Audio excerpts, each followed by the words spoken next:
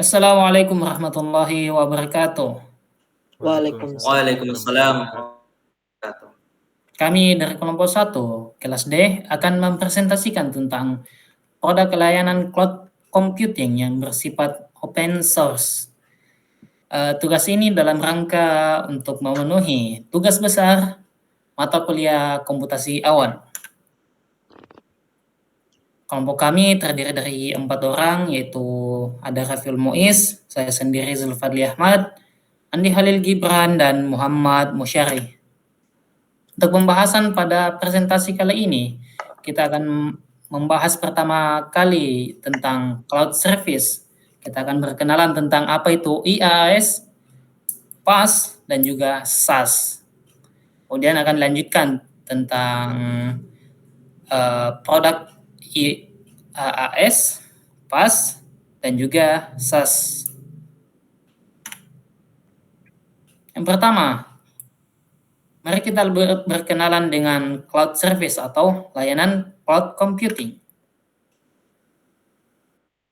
Pada layanan cloud service terbagi atas 3. Yang pertama adalah IaaS atau Infrastructure as a Service, kemudian ada PaaS, Platform as a Service, dan yang terakhir adalah Software as a Service.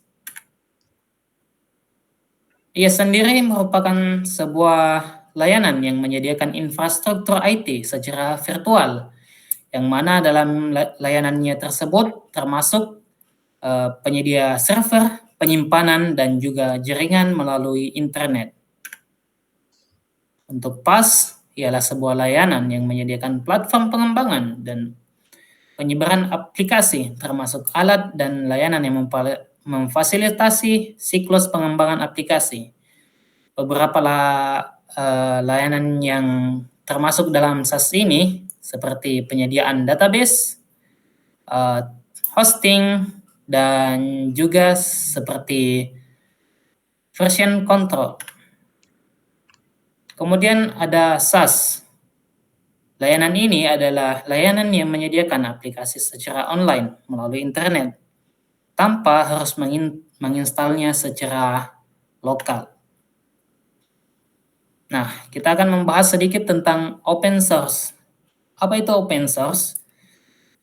Pada dasarnya open source ini adalah sebuah istilah untuk aplikasi yang menyediakan keterbukaan tentang apa-apa saja yang ada di belakang aplikasi tersebut, di mana orang lain dapat berkontribusi untuk memajukan dan mengembangkan aplikasi tersebut.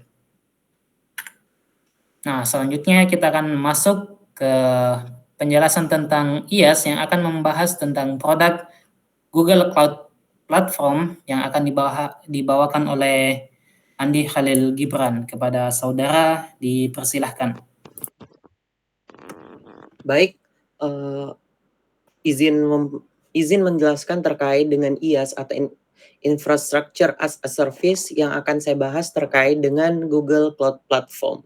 Selanjutnya, berkaitan dengan layanan yang saya bawakan hari ini, cukup umum kita temui yakni terkait dengan produk layanan Google.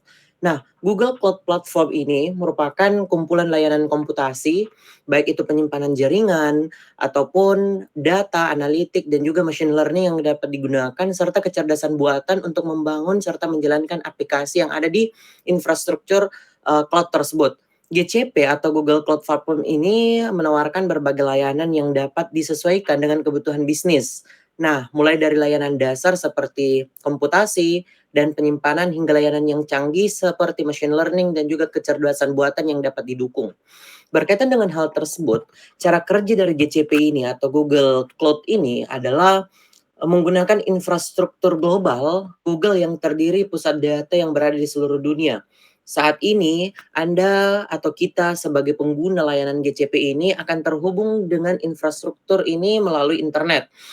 Google menangani pemeliharaan dan juga pengelolaan infrastruktur sehingga Anda dapat fokus pengembangan aplikasi dan juga bisnis Anda dengan memanfaatkan GCP tadi.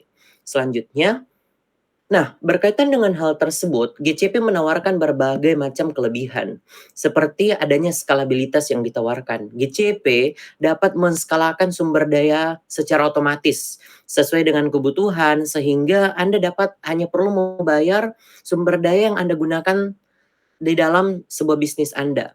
Lalu ada fleksibilitas. Fleksibilitas ini adalah menawarkan berbagai layanan yang dapat disesuaikan dengan kebutuhan bisnis.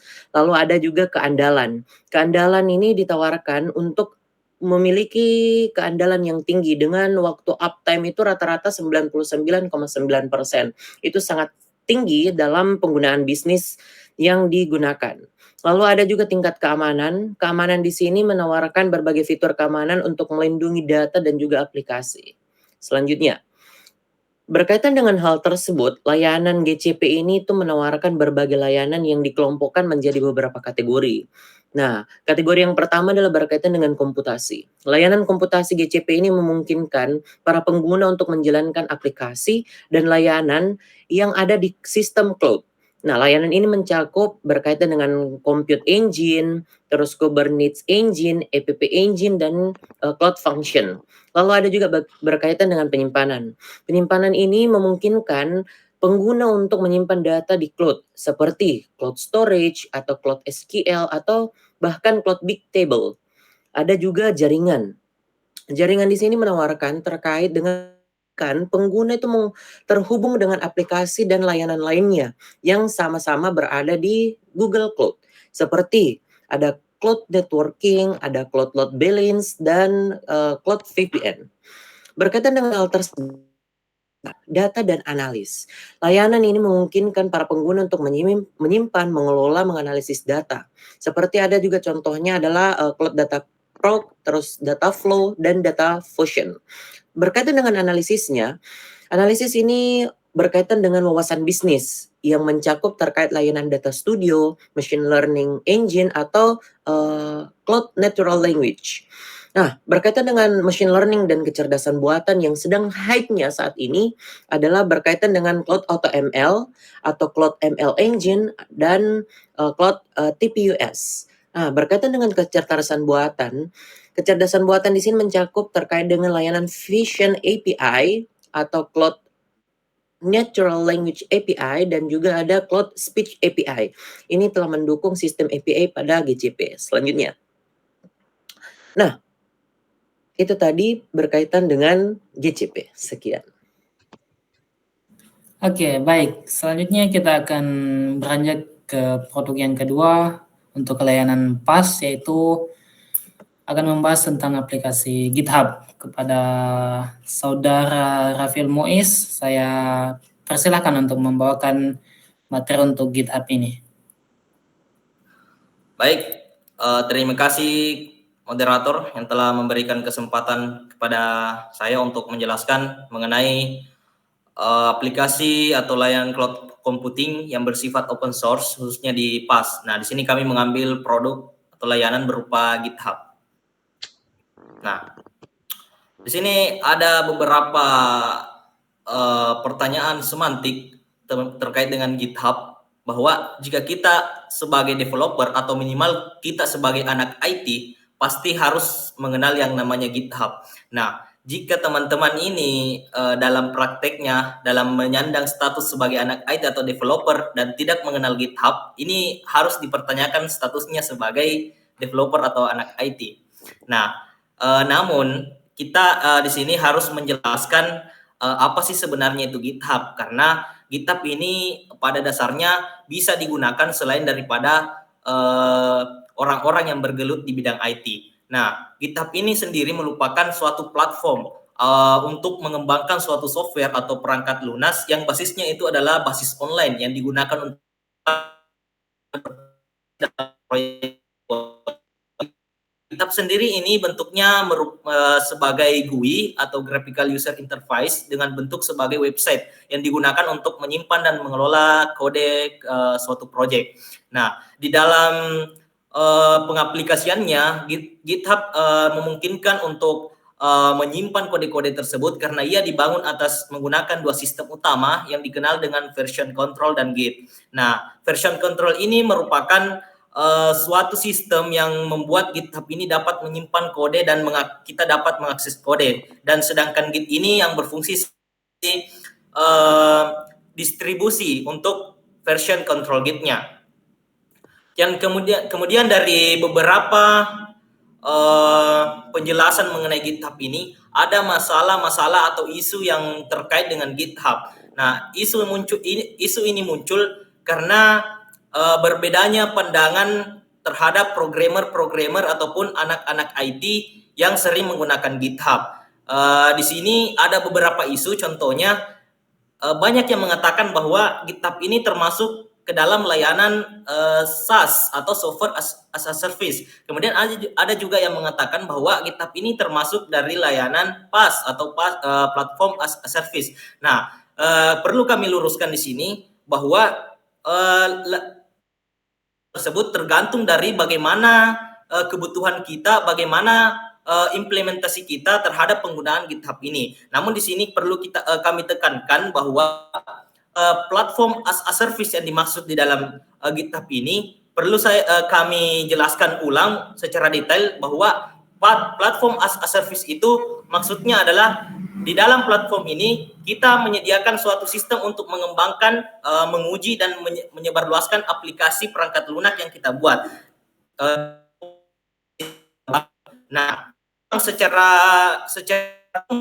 GitHub tidak memberikan sejumlah menyediakan layanan-layanan PaaS secara umum. Namun secara khusus, GitHub memberikan sejumlah alat dan layanan yang mendukung pengembangan perangkat lunak yang bersifat kolaboratif dan manajemen repositori yang dapat bersinergi dengan platform as a service untuk menyediakan solusi pengembangan perangkat lunak. Jadi kata kuncinya di sini, GitHub itu digunakan untuk melakukan pengembangan, pengujian, dan penyebaran aplikasi.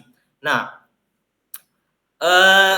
kami akan memaparkan terkait dengan poin-poin yang menurut kami ini dapat memperkuat pandangan kami mengenai bahwa GitHub ini merupakan konsep PaaS. Yang pertama, GitHub ini menyediakan suatu fitur yang dikenal dengan hosting repository Git. Nah, hosting repository Git ini pada layanan GitHub dapat dianggap sebagai bagian dari layanan platform as a service. Nah, pas dalam model layanan cloud computing ini menyediakan platform untuk pengembangan, pengujian, dan penyebarluasan aplikasi atau software yang kita buat. Nah, setelah itu ada beberapa alasan mengapa GitHub ini atau GitHub menyediakan hosting repository Git sebagai layanan untuk menyediakan PaaS. Yang pertama, GitHub menyediakan lingkungan pengembangan yang terkelola untuk memungkinkan pengembang untuk mengelola proyek mereka, kemudian bekerja sama dengan tim dan melakukan operasi pengembangan seperti penarikan atau pull request dan penyebaran kode. Kemudian, hosting repository Git dengan kita menggunakan GitHub, developer atau pengembang tidak perlu khawatir tentang bagaimana dia mengelola infrastrukturnya, karena ini sudah disediakan oleh version control yang kami telah jelaskan bahwa GitHub itu memiliki version control berupa Git. Nah, ini kita tidak perlu memikirkan infrastruktur terkait itu karena Git sendiri menyediakan infrastrukturnya untuk terkoneksi ke GitHub. Nah, infrastruktur yang dimaksud seperti server Git atau server basis data. Nah, ini disediakan secara otomatis oleh version control tersebut. Nah, dengan menyediakan infrastruktur dan alat-alat yang kami jelaskan, GitHub ini memungkinkan pengembangan untuk fokus pada pengembangan aplikasi atau software tanpa memikirkan detail infrastruktur Git yang mendasarinya. Oleh karena itu, hosting repository Git di GitHub dapat dianggap sebagai elemen dari layanan PaaS yang mendukung untuk pengembangan perangkat lunak secara efisien, efektif dalam lingkungan cloud. Kemudian yang selanjutnya ada pengelolaan siklus hidup aplikasi atau kita dapat DLC. Nah, GitHub ini menyediakan alat-alat untuk mengelola siklus hidup aplikasi termasuk pelacakan isu atau isu tracking, manajemen proyek, dan kita dapat menggunakan fitur wiki. Kemudian ada fitur untuk kolaborasi tim. Nah, GitHub ini memfasilitasi kolaborasi tim dengan menyediakan alat untuk pull request dan kode review.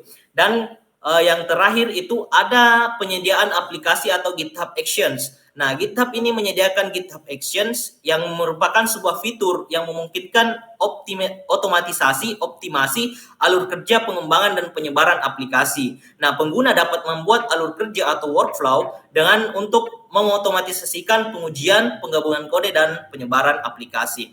Kemudian itu tadi terkait dengan isu pertama. Kemudian kita melangkah ke isu yang kedua yang sering berbeda pandangan mengenai GitHub, bahwa GitHub ini katanya tidak bersifat open source.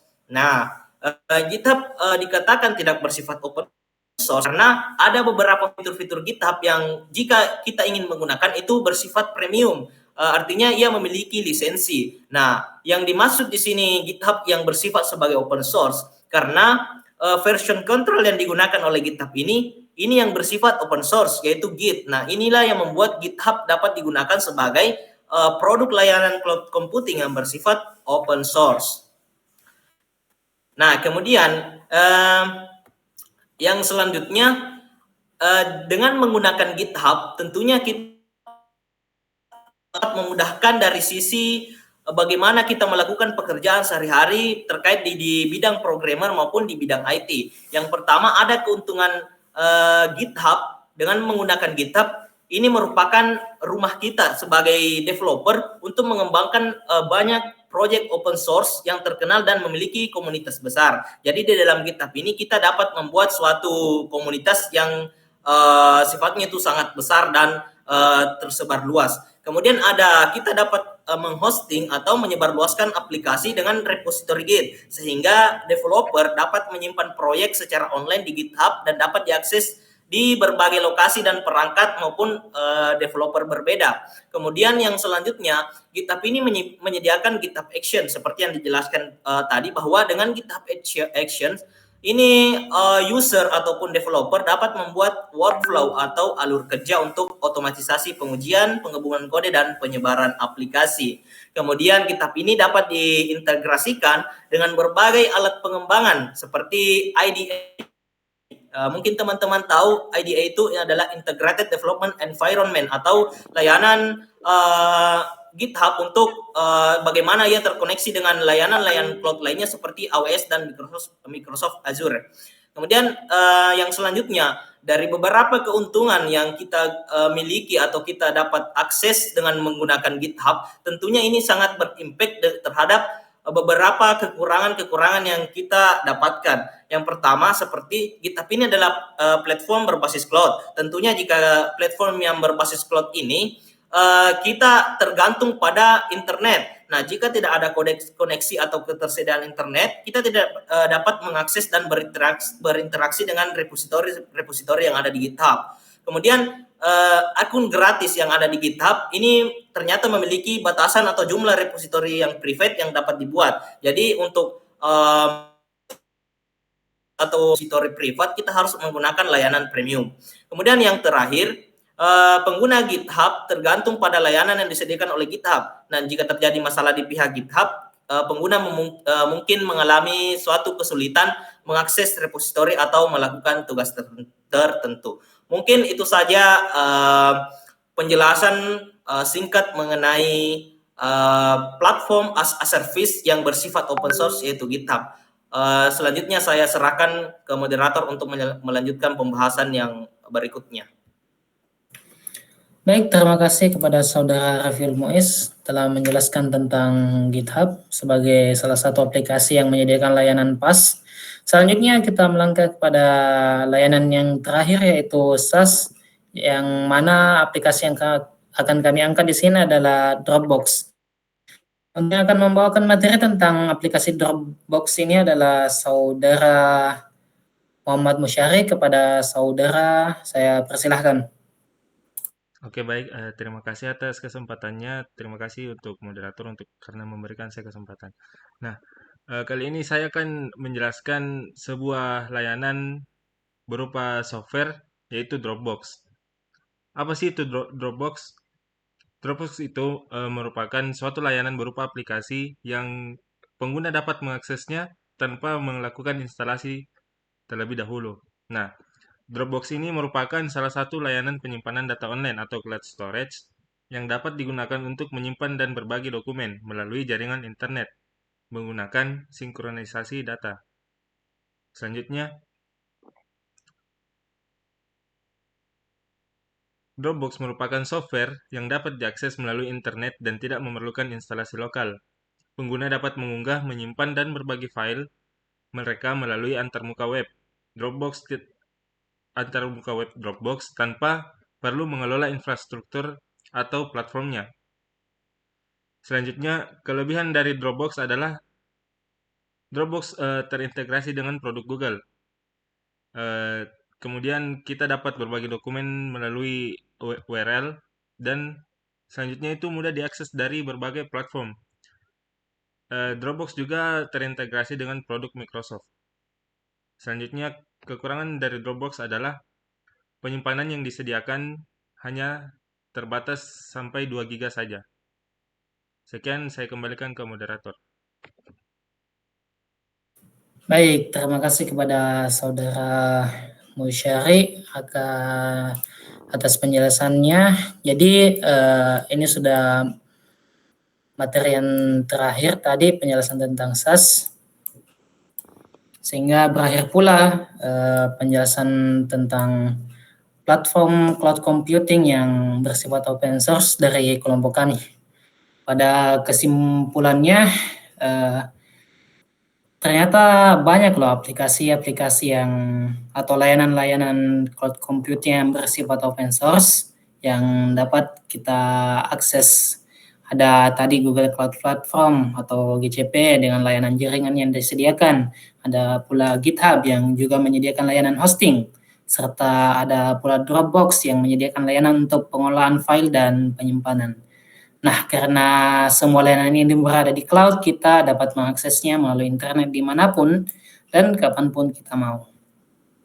Saya kira sekian dari penjelasan kelompok kami. Lebih dan kurangnya mohon dimaafkan. Assalamualaikum warahmatullahi wabarakatuh.